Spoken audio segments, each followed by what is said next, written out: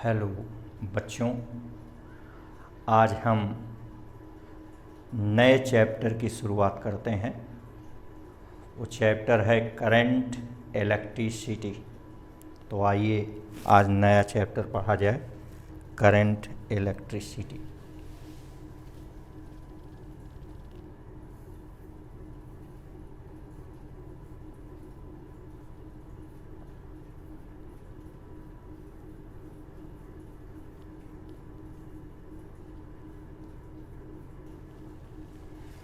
इस नए चैप्टर के तहत हम पहली टॉपिक पढ़ते हैं वैद्युत धारा, इलेक्ट्रिक करंट।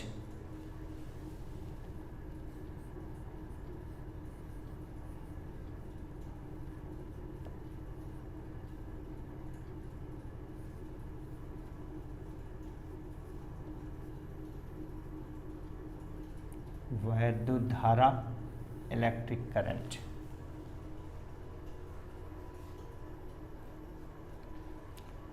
यदि किसी चालक में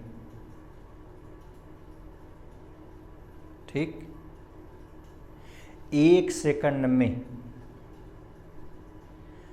प्रवाहित आवेश हो तो उसे हम विद्युत धारा कहते हैं। माने एकांक समय में प्रवाहित आवेश को विद्युत धारा कहते हैं। ठीक,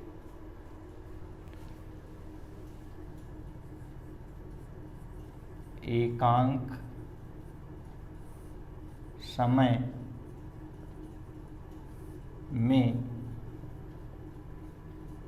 प्रवाहित आवेश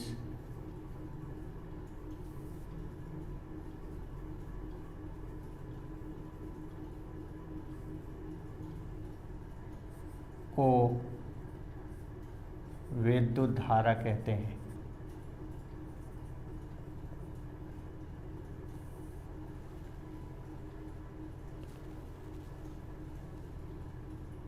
आवेश प्रवाह की दर, इसी को कहा जाता है आवेश प्रवाह की दर।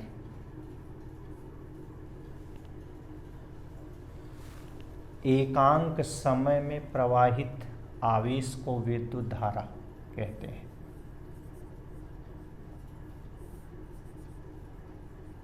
अतः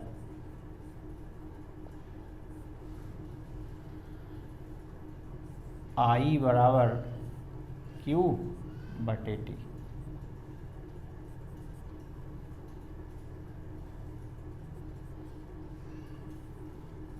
ये समीकरण 1। किसी चालक में एकांक समय में प्रवाहित आवेश को विद्युत धारा कहते हैं। आवेश प्रवाह की दर को विद्युत धारा कहते हैं। Rate of flow of charge is current. ये सूत्र I बराबर Q बटे T। फिर ध्यान दें, इसका SI मात्रक, आवेश का मात्रक कूलाम और बटे समय का मात्रक सेकंड। तो ये मात्रक हो गया विद्युत धारा का कूलाम प्रति सेकंड, जिसको हम एम्पीयर कहते हैं। तो इसका SI मात्रक एम्पीयर होता है। ठीक, तो एक सेकंड में एक कूलाम आवेश प्रवाहित हो तो चालक में प्रवाहित विद्युत धारा 1 एम्पीयर होती है। ये एम्पीयर की परिभाषा है, आपने अभी अभी बताया। यदि किसी चालक में एक सेकंड में एक कूलाम आवेश प्रवाहित हो तो उस चालक में प्रवाहित विद्युत धारा 1 एम्पीयर होती है। यदि किसी चालक में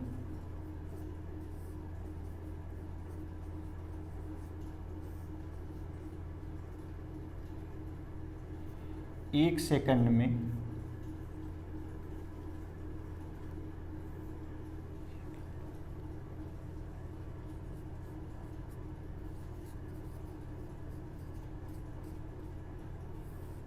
प्रवाहित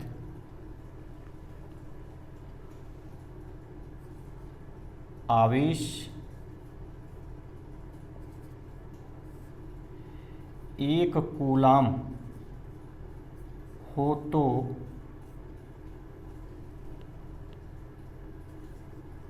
चालक में प्रवाहित धारा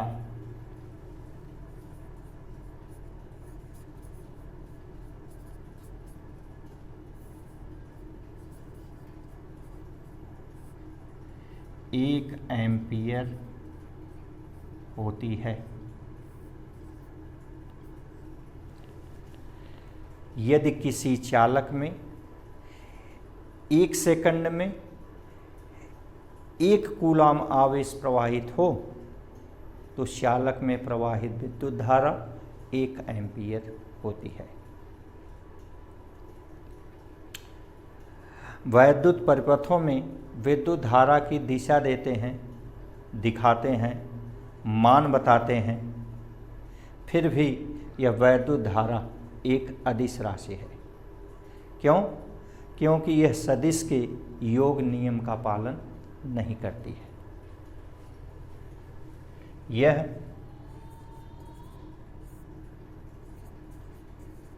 सदिश के योग नियम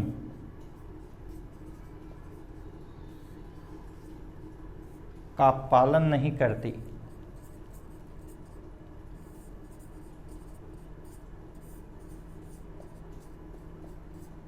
है,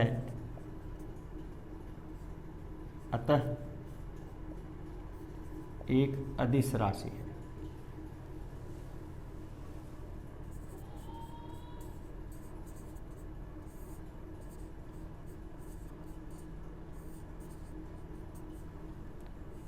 यह एक अदिश राशि है।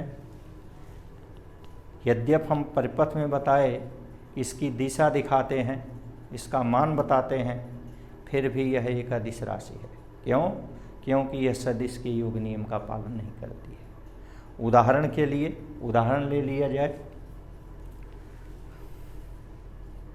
उदाहरण के लिए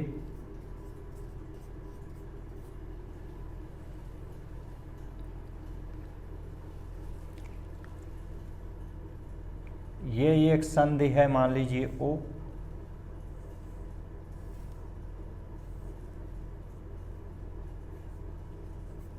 मान लीजिए 3 एम्पियर, ये 4 एम्पियर, ये 7 एम्पियर होती है। देखिए ये संधि है O,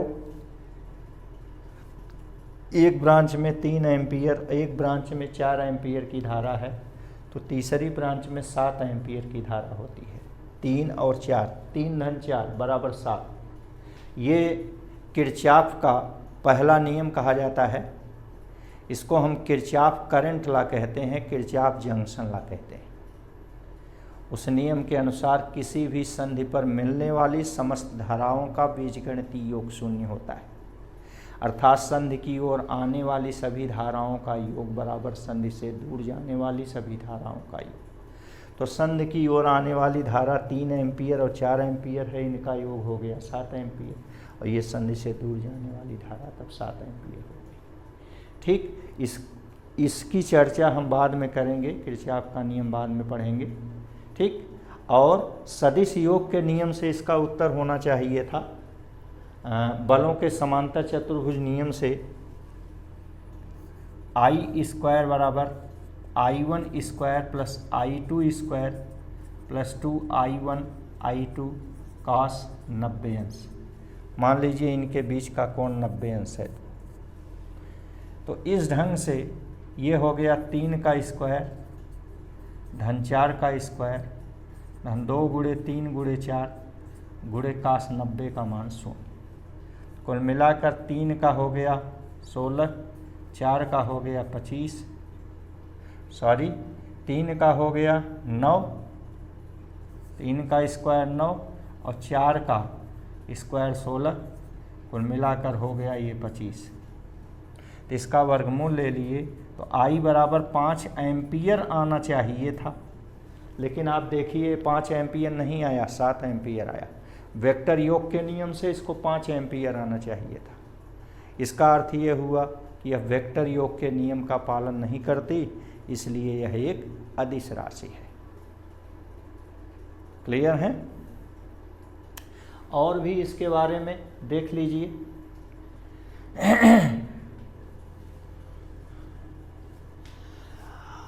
I बराबर Q बटे T।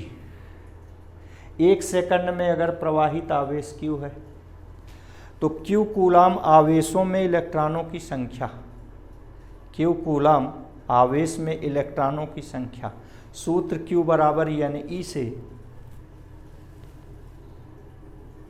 Q बराबर NE से, यहाँ से N बराबर हो जाएगा Q बटे E। Q का मान 1 कूलाम बटे E का मान 1.6 गुणे 10 की घात ऋण 19 कूलाम। कूलाम कूलाम से कट गया। ठीक, इसको अब हल करें तो N बराबर आ जाएगा 6.25 गुणे 10 की घात 18 इलेक्ट्रॉन।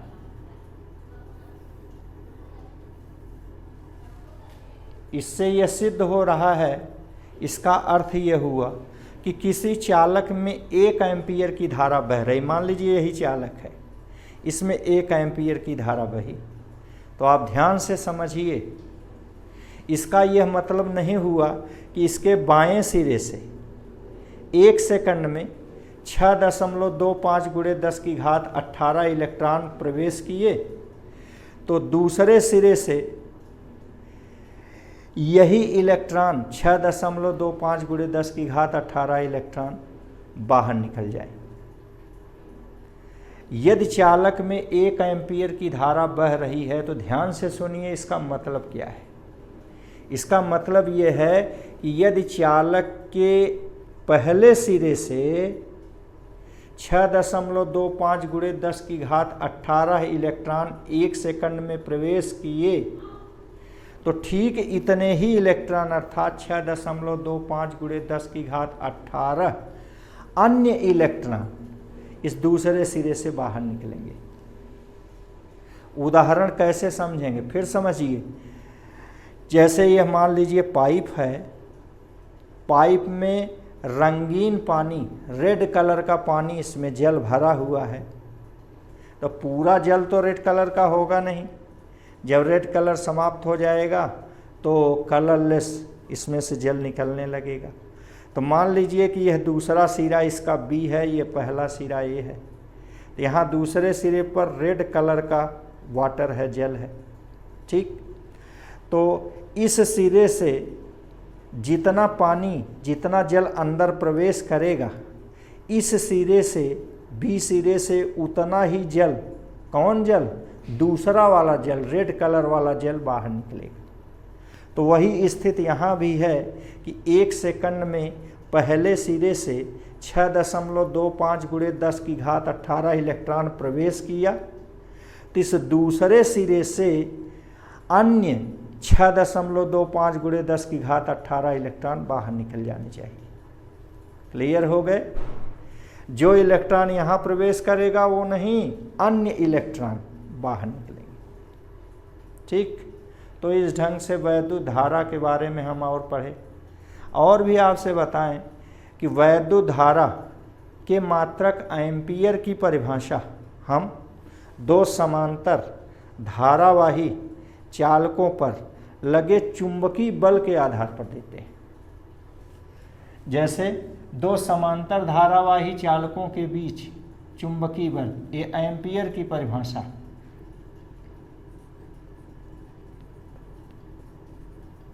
एम्पियर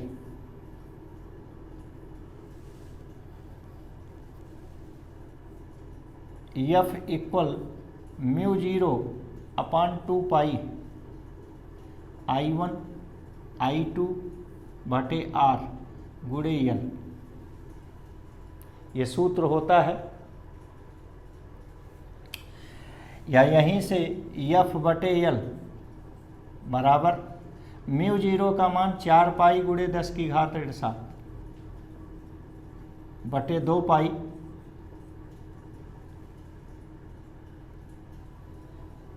गुणे I1 I2 बटे R। ये हो गया। इसको हल किया जाए, 2 एक नम 2, 2 दूना 4, ये हल होकर के आता है 2 गुणे 10 की घात ऋण 7 I1 I2 बटे R। ठीक। यदि हम वायु अथवा निर्वात में 1 मीटर दूर स्थित R बराबर 1 मीटर, R बराबर 1 मीटर, I1 बराबर I2 बराबर 1 एम्पियर रखें तो यह आपका F बटे L बराबर आएगा 2 गुणे 10 की घात ऋण 7 न्यूटन प्रति मीटर। लंबाई का मात्रक ये हो गया। क्लियर है? तो यहां से आप एम्पियर की परिभाषा बता सकते हैं। वायु अथवा निर्वात में 1 मीटर दूर स्थित 2 सीधे लंबे व समांतर तारों में एक ही विद्युत धारा I1 बराबर I2 एक ही विद्युत धारा प्रवाहित करने पर यदि उनकी प्रति मीटर लंबाई पर 2 गुणे 10 की घात ऋण 7 न्यूटन का बल उत्पन्न हो तो चालक में प्रवाहित धारा 1 एम्पियर होती है। ठीक, देख लीजिए। वायु अथवा निर्वात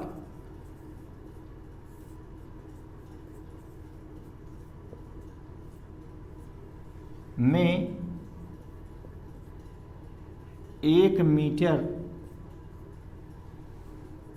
दूर स्थित 2 सीधे लंबे व समांतर तारों में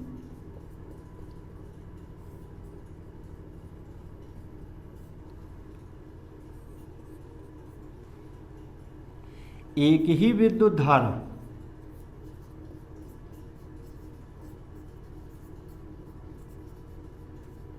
अर्थात समान विद्युत धारा प्रवाहित करने पर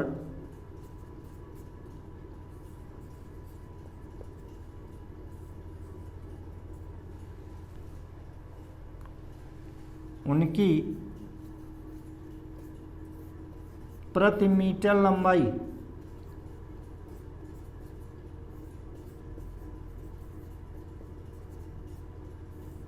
पर 2 गुणे 10 की घात ऋण 7 न्यूटन का बल उत्पन्न हो तो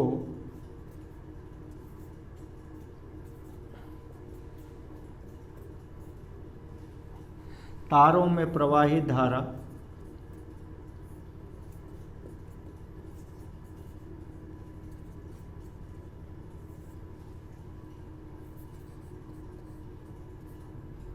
एक एम्पियर होगी। इस प्रकार हम एम्पियर की परिभाषा देते हैं। निर्वात अथवा वायु में 1 मीटर दूर स्थित 2 सीधे लंबे व समांतर तारों में एक ही विद्युत धारा प्रवाहित करने पर यदि उनकी प्रति मीटर लंबाई पर 2 गुणे 10 की घात ऋण 7 न्यूटन का बल उत्पन्न हो तो चालक में प्रवाहित धारा 1 एम्पियर होती है। अब हम धारा घनत्व पढ़ेंगे। धारा घनत्व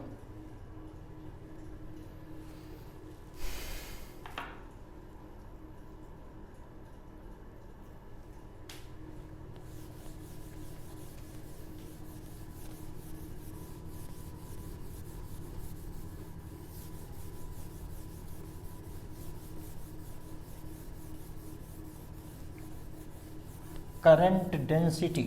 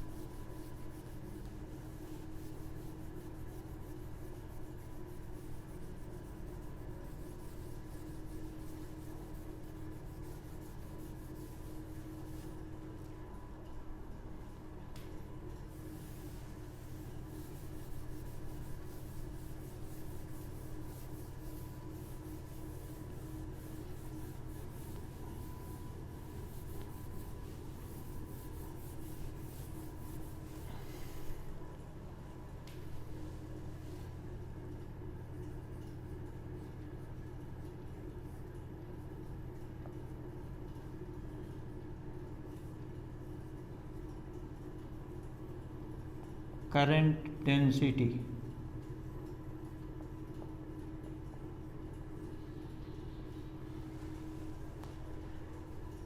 किसी चालक में किसी बिंदु पर प्रति एकांक क्षेत्रफल में प्रवाहित विद्युत धारा को धारा घनत्व कहते हैं।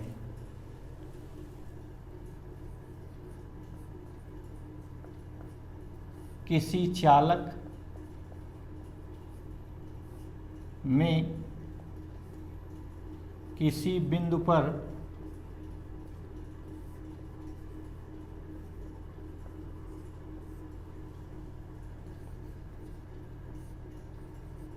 प्रति एकांक क्षेत्रफल में प्रवाहित धारा को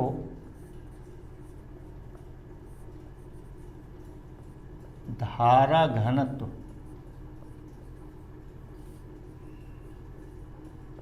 कहते हैं। अतः J बराबर I/A, J बराबर I/A। धारा घनत्व को J लेटर से निरूपित किया जाता है। याद रखिए, यह एक सदिश राशि है, इसकी दिशा धारा की दिशा होती है। यह एक सदिश राशि है, इसकी दिशा धारा के अंदिश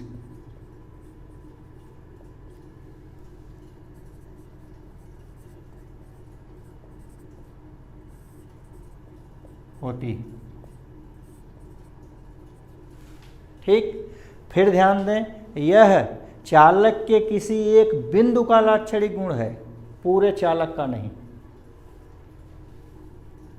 यह चालक के किसी एक बिंदु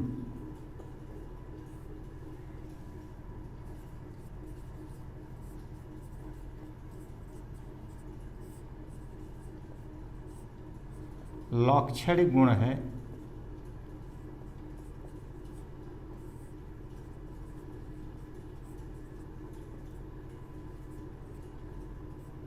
पूरे चालक का नहीं।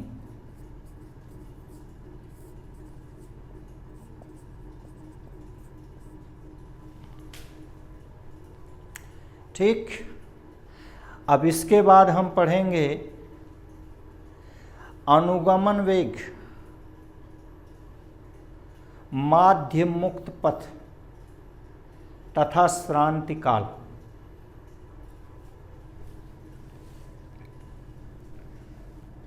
माध्य मुक्त पथ, श्रांति काल,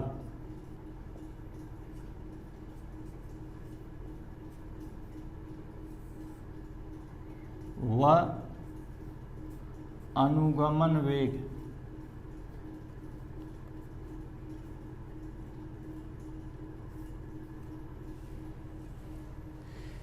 मीन फ्री पाथ,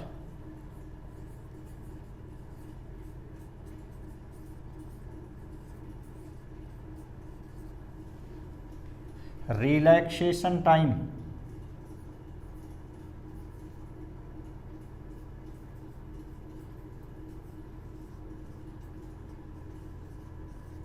एंड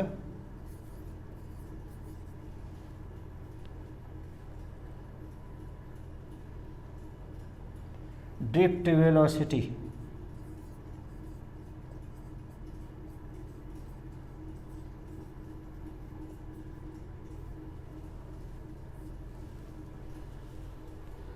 आइए इनको एक एक करके पढ़ा जाए।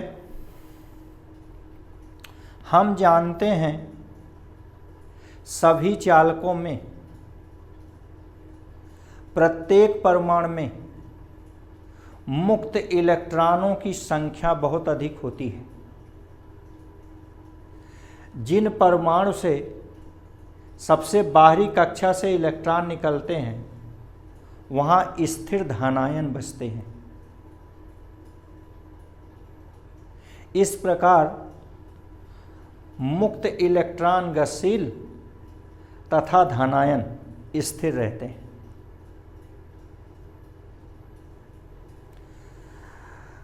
धन आयनों के बीच के खाली स्थान में ये मुक्त इलेक्ट्रॉन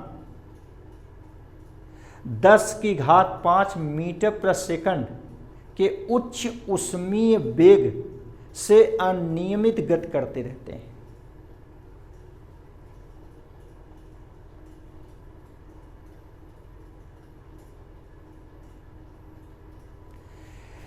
ये इलेक्ट्रॉन स्थिर धनायनों से बार बार टकराते हैं। तो दो क्रमागत टक्करों में चली गई माध्य दूरी को माध्य मुक्त पथ कहते हैं। दो क्रमागत टक्करों के बीच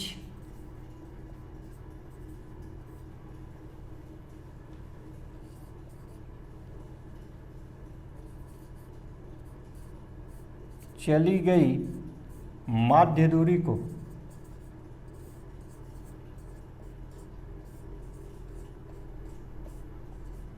माध्य मुक्त पथ।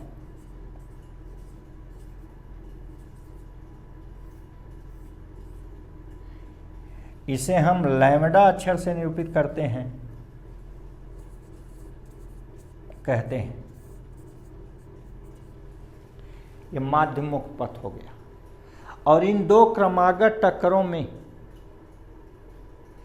लिए गए माध्य समयांतराल को श्रांति काल कहते हैं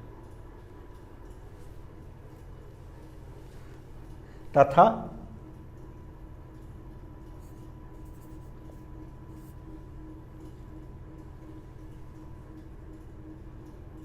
इन दो क्रमागत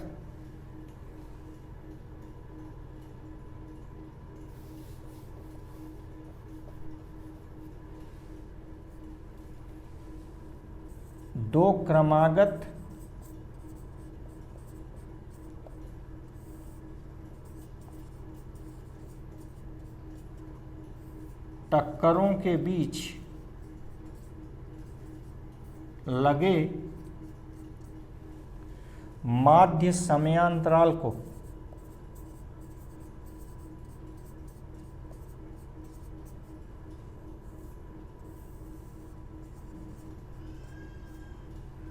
श्रांति काल, रिलैक्सेशन टाइम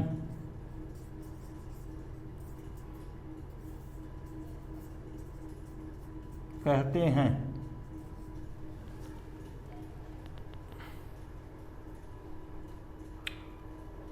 ठीक, यदि हम चालक के भीतर, इसी के अंदर एक तल की कल्पना करें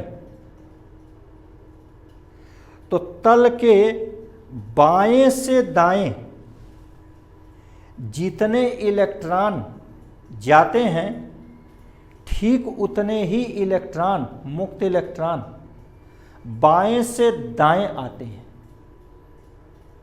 इस प्रकार औसत इलेक्ट्रॉनों की संख्या 0 होती है। वैद्युत धारा के प्रवाह में इस उच्च ऊष्मीय वेग 10⁵ मीटर प्रति सेकंड का कोई योगदान नहीं होता है। अब मान लीजिए इन चालक तारों को किसी वैद्युत स्रोत से, बैटरी से जोड़ दिए तो बैटरी के धन व ऋण टर्मिनल के कारण वैद्युत विभवांतर स्थापित हो जाएगा। धन टर्मिनल की ओर का विभव अधिक और ऋण टर्मिनल की ओर का विभव कम होगा, जिससे विभवांतर स्थापित हो जाएगा।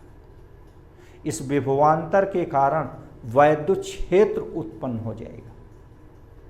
क्षेत्र की दिशा हमेशा धन से ऋण की ओर, धन से दूर ऋण की ओर होगा। तो जब हम इस चालक तार को वैद्युत स्रोत अर्थात बैटरी से जोड़ देंगे तो इसके भीतर एक वैद्युत क्षेत्र उत्पन्न होता है और वह वैद्युत क्षेत्र मुक्त इलेक्ट्रॉन जो कि अनियमित गति कर रहे थे उन पर वैद्युत बल लगाता है।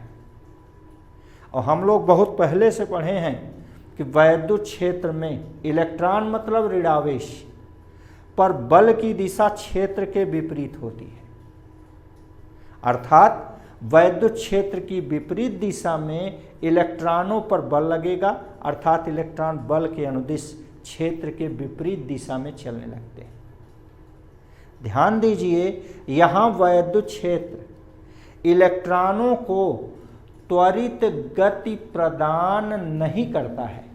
फिर सुन लें, वैद्युत क्षेत्र इलेक्ट्रॉनों को त्वरित गति प्रदान नहीं करता है, बल्कि अति सूक्ष्म वेग 10⁻⁴ मीटर प्रति सेकंड का वेग ही दे पाता है। अतः अब ये इलेक्ट्रॉन वैद्युत क्षेत्र की विपरीत दिशा में 10⁻⁴ मीटर प्रति सेकंड के वेग से गति करने लगते हैं। इसी वेग को हम अनुगमन वेग कहते हैं। तो अनुगमन वेग की अब आप परिभाषा दे सकते हैं कि वैद्युत क्षेत्र द्वारा मुक्त इलेक्ट्रॉनों को क्षेत्र की विपरीत दिशा में दिया गया वह न्यूनतम वेग 10⁻⁴ मीटर प्रति सेकंड का वेग है, ठीक, जिसे हम अनुगमन वेग कहते हैं। वैद्युत क्षेत्र द्वारा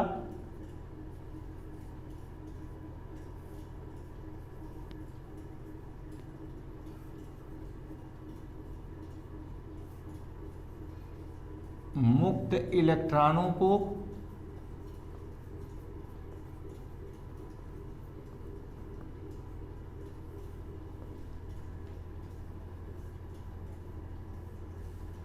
क्षेत्र की विपरीत दिशा में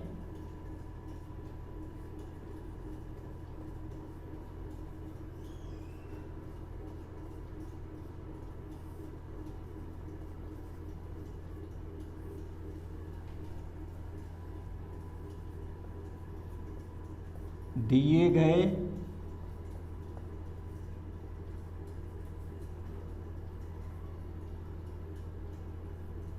न्यूनतम वेग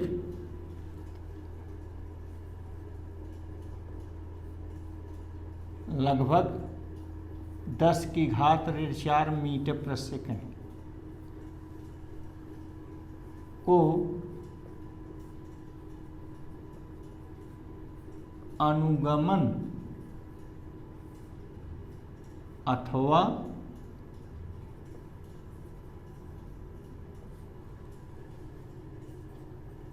अपवाह वेग कहते हैं।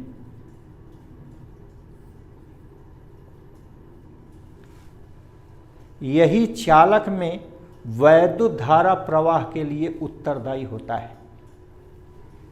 यही चालक में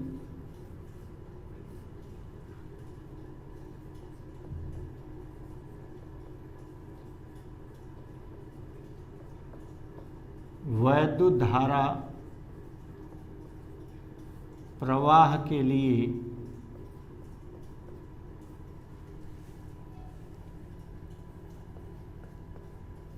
उत्तरदायी होता है।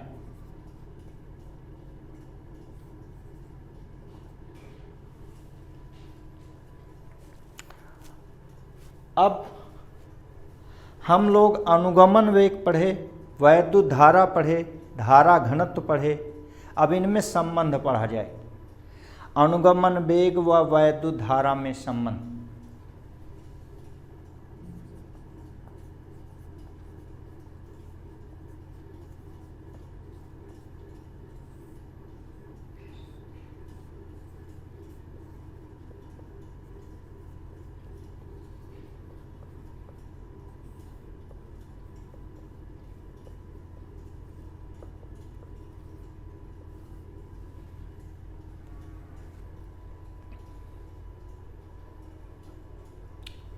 Relation between drift velocity and electric current.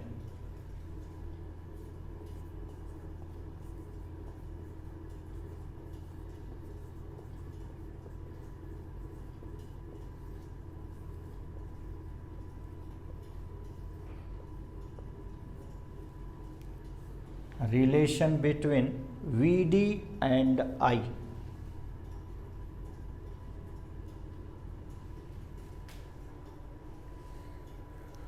माना यल लंबा एक चालक है जिसके अनुप्रस्थ काट का क्षेत्रफल कैपिटल ए है। इसके प्रति एकांक आयतन में मुक्त इलेक्ट्रॉनों की संख्या स्मॉल n है।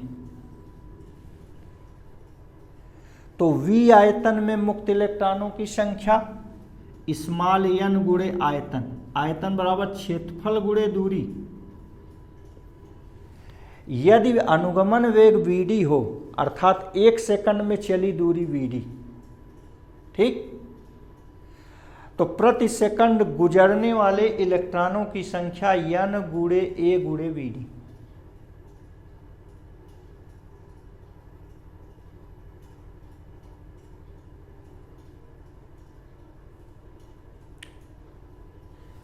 मान लिया जाए, माना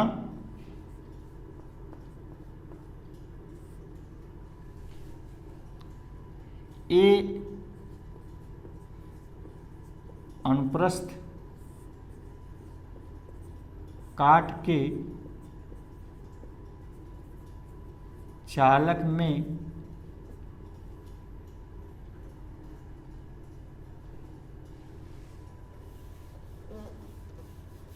एकांक आयतन में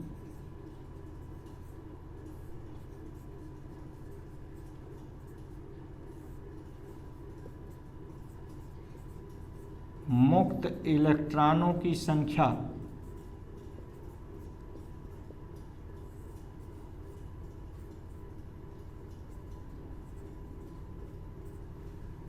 n व अनुगमन वेग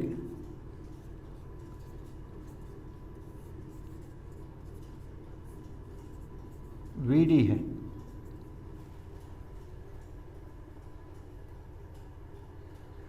अतः 1 सेकंड में प्रवाहित मुक्त इलेक्ट्रॉनों की संख्या, अतः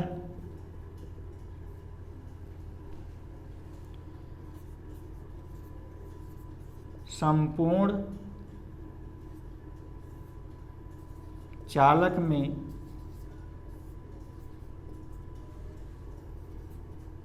प्रति सेकंड प्रवाहित इलेक्ट्रॉनों की संख्या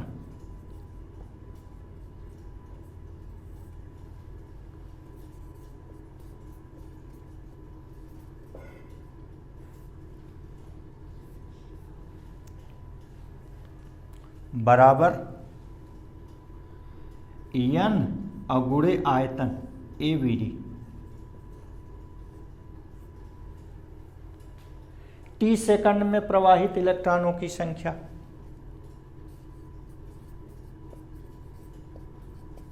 t सेकंड में प्रवाहित इलेक्ट्रॉनों की संख्या,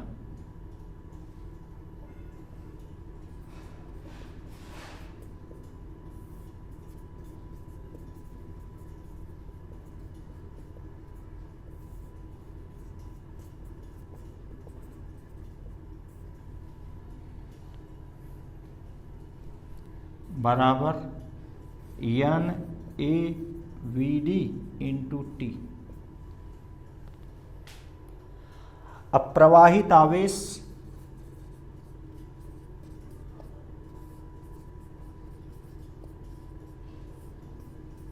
Q,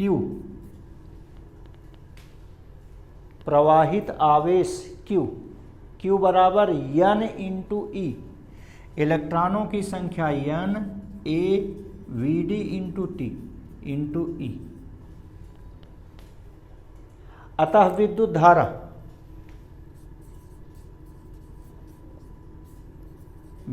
धारा I बराबर Q बटे टी बराबर Q का मान NAVD इंटू टी इंटू ई बटे टी। टी को टी से काट दिए तो आ गया NEAVD। I बराबर NEAVD।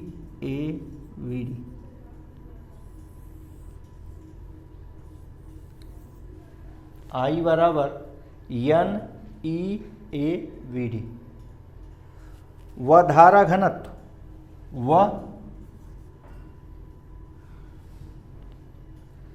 J बराबर I बटे ए का यहाँ गुणा है, पक्षांतर कर दीजिए, I बटे ए, J हो गया, तो ये हो गया NEVD। ये J का मान आ गया। तो इस प्रकार हम लोगों ने ड्रिफ्ट वेलोसिटी Vd और इलेक्ट्रिक करंट डेंसिटी इन सब में संबंध दिया।